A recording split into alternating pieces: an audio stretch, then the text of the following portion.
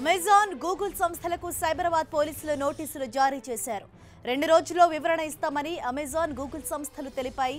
పూర్తి డీటెయిల్స్ మా ప్రతినిధి సునీల్ మనకు లైవ్ ద్వారా అందిస్తారు. సునీల్, ఇంతకీ అమెజాన్, గూగుల్ సంస్థలకు ఎటువంటి నోటీసులు జారీ చేయడం జరిగింది? నోటీసులో ఏమని పేర్కొన్నారు? పూర్తి డీటెయిల్స్ ఏంటి?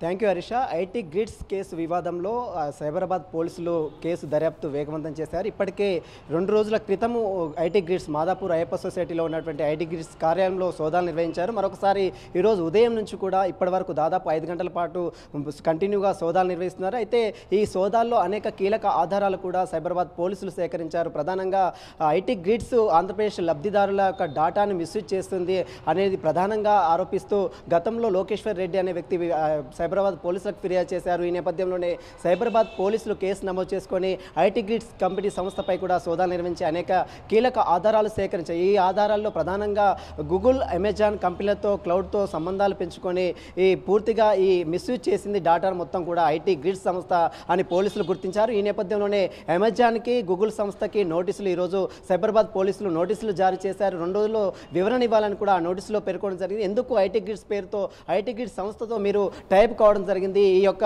డాటాను మిస్యూజ్ చేస్తున్నటువంటి ఐటీ గ్రిడ్స్ సంస్థకు మీకు ఎలాంటి సంబంధాలు ఉన్నాయి? దీనిపై పూర్తి వివరణ ఇవ్వాలంటూ కూడా ఈరోజు సైబరాబాద్ పోలీసులు అమెజాన్ కంపెనీకి, అదేవిధంగా గూగుల్ సంస్థ కూడా నోటీసులు జారీ చేశారు. 2 రోజుల్లో తాము ఈ నోటీసులపై కూడా 2 రోజుల్లో వివరణ ఇస్తామని కూడా పోలీసులకు చెప్పినట్టు కూడా సమాచారం తెలుస్తుంది. ప్రధానంగా ఈ కేసులో ఆరోపణలు ఎదుర్కొంటూ 4 పోలీసులు ఇప్పటికే అదుపులో తీసుకోవడం జరిగింది. చంద్రశేఖర్, విక్రమ్ గౌడ్తో పాటు ఫనీ, అదేవిధంగా భాస్కర్ రావు, 4 కూడా ఇప్పటికే పోలీసులు అదుపులో తీసుకొని పూర్తిగా విచారణ చేస్తున్నారు. మరోపక్క ఈ కేసులో కీలక నిందితుడైనటువంటి ఐటీ గ్రిడ్స్ ఎండి అశోక్ మాత్రం ప్రస్తుతం పరారీలో ఉన్నారు. ఇప్పటికే అతనిపై ఎస్ఆర్ నగర్లో కేసు కూడా నమోదు కావడం జరిగింది. సైబరాబాద్ లిమిట్స్లో పాటు హైదరాబాద్ పోలీస్ కమిషనరేట్లో పాటు 2 కేసులు వేరువేరుగా నమోదు కావడం జరిగింది. వేరువేరుగా పోలీసులు ప్రస్తుతం అయితే విచారణ మాత్రం కంటిన్యూగా కొనసాగిస్తున్నారు. ఇక ఈ కేసులో కీలక నిందితుడైనటువంటి ఎండి అశోక్పై ఇప్పటికే ఆరోపణలు, ఇప్పటికే కేసు నమోదైన నేపథ్యంలో అతని కోసం ఇప్పటికే పోలీసులు గాలింపు చర్యలు కూడా చేస్తున్నారు. ప్రస్తుతం అయితే అశోక్ ఏపీ పోలీసుల కనుసంధానంలో ఉన్నట్లు కూడా ఆరోపణలు వినిపిస్తున్నాయి. ఈ తరహాలోనే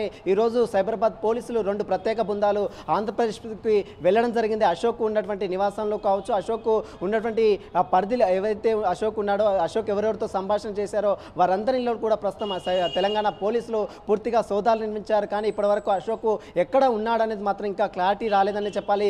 ఈరోజు అశోక్ని ఒకవేళ పూర్తిగా దర్యాప్తులోకి తీసుకున్న తర్వాత అశోక్ అసలు ఈ యొక్క ఐటీ గ్రిడ్స్ సంస్థ ఎందుకు స్థాపించారు, ఈ సంస్థ వెనుక అసలు దోషులు ఎవరన్న కోణంలో పూర్తిగా పోలీసులు విచారణ చేపట్టే అవకాశం కూడా స్పష్టంగా కనపడుతుందని చెప్పవచ్చు.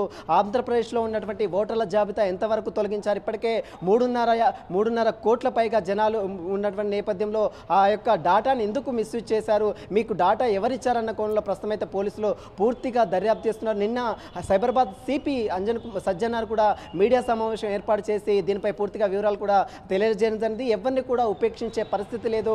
ఎవరు ఎంత పెద్దలున్నా కూడా, ఈ కేసులో ఎంతమంది ఉన్నా కూడా, ఎంతమంది ఇన్వాల్వ్ అయినా కూడా వారందరిపై కూడా చట్టపరంగా చర్యలు తీసుకుంటామని మాత్రం నిన్న సిపి సజ్జనార్ కూడా మీడియాతో మాట్లాడడం జరిగింది. అదే తరహాలో సైబరాబాద్ పోలీసులు ఈ కేసులో దర్యాప్తును వేగవంతం చేశారు. ఉదయం నుంచి కూడా మరొకసారి సైబరాబాద్ అయ్యప్ప మాదాపూర్లో ఉన్నటువంటి అయ్యప్ప సొసైటీలో ఐటీ గ్రిడ్స్ కార్యాలయంలో ఉదయం నుంచి ఏకకాలంలో సోదాలు నిర్వహిస్తున్నారు. ఈ సోదాల్లో పలు కీలక ఆధారాలు కూడా సేకరించారు. ఇప్పటికే హార్డ్ డిస్కులు, కంప్యూటర్ హార్డ్ డిస్కులతో పాటు ల్యాప్టాప్లు, అదేవిధంగా కీలక డాక్యుమెంట్స్లు సంబంధించినటువంటి కొన్ని ఐటీ సంబంధించిన పత్రాలను కూడా ఇప్పటికే పోలీసులు స్వాధీనం చేసుకున్న. ప్రస్తుతం అయితే లోపల ఇంకా ఐటీ గ్రిడ్స్ కార్యాలయంలో ప్రస్తుతం అయితే సోదాలు కంటిన్యూగా కొనసాగుతున్న పరిస్థితి కనపడుతుంది. ఈ కేసులో ఇంకా ఎవరెవరు ఉన్నారు? ఇప్పటికే ఆంధ్రప్రదేశ్ రాజకీయంగా నేతల మధ్య ఇప్పటికే మాటల యుద్ధం కొనసాగుతున్న నేపథ్యంలో 2 రాష్ట్రాల్లో ఇది మాత్రం తీవ్ర సంచలనం సృష్టిస్తుంది. మరి ఈ కేసులో ఇంకా ఎవరెవరు ఇన్వాల్వ్ అయి ఉన్నారు, అసలు సూత్రాలదారు ఎవరు అన్నది మాత్రం ప్రస్తుతం అయితే సైబరాబాద్ పోలీసులతో పాటు హైదరాబాద్ కమిషనరేట్ పరిధిలో పోలీసులు కూడా పూర్తిగా 2 కేసులు వేరువేరుగా నమోదు చేసుకొని పూర్తిగా విచారిస్తారు. ఇక ఈ కేసులో అమెజాన్ యొక్క పాత్ర ఏ విధంగా ఉంది, గూగుల్ యొక్క పాత్ర ఏ విధంగా ఉంది, వారు ఇప్పటికే పోలీసులు ఇచ్చినటువంటి నోటీసులో వారు రేపు వివరణ ఏ విధంగా ఇస్తారని మాత్రం వేచి చూడాల్సిందని చెప్పవచ్చు. Harisha, thank you Sunil.